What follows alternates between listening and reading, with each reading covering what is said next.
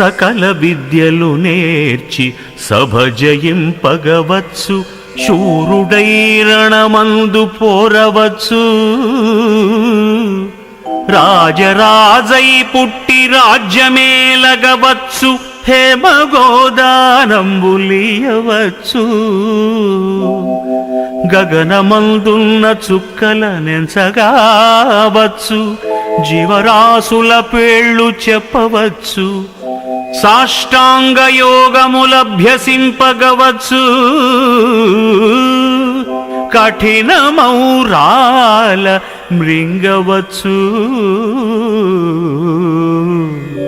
తామరస గర్భ హర పురందరులకైన నిన్ను వర్ణింపతరమౌనే నిరజాక్ష.